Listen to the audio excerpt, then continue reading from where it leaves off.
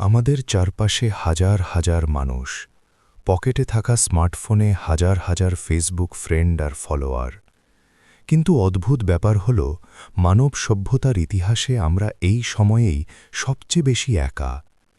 আমরা কি আসলেও কানেক্টেড, নাকি স্রেফ একটা স্ক্রিনের জালে আটকা পড়ে আছি? আজকাল আমরা মানুষের সাথে কথা বলার চেয়ে স্ক্রিনের দিকে তাকিয়ে থাকতেই বেশি স্বাচ্ছন্দ্য বোধ করি।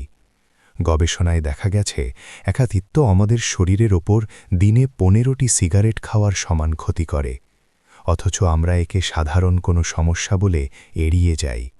আমরা ভিড়ের মাঝে থেকেও যেন এক একটা বিচ্ছিন্ন দ্বীপ।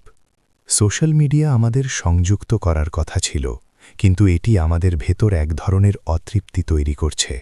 অন্যের সাজানো গোছানো জীবনের কয়েকটা ছবি দেখে আমরা নিজেদের বাস্তব জীবনকে তুচ্ছ ভাবছি।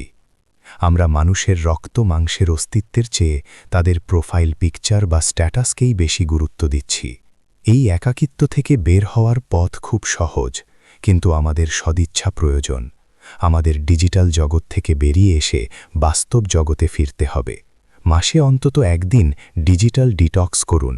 পাশের মানুষটির চোখের দিকে তাকিয়ে কথা বলুন। মনে রাখবেন, হাজারটা লাইক বা কমেন্ট কখনো একজন প্রিয় মানুষের হাসির বিকল্প হতে পারে না।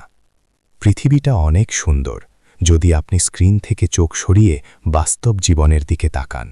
আজই ফোনটা সাইডে রাখুন, প্রিয় কাউকে কল দিন অথবা সরাসরি দেখা করুন। একাকিত্ব হারবে যদি আমরা আবার একে অপরের হাত ধরি।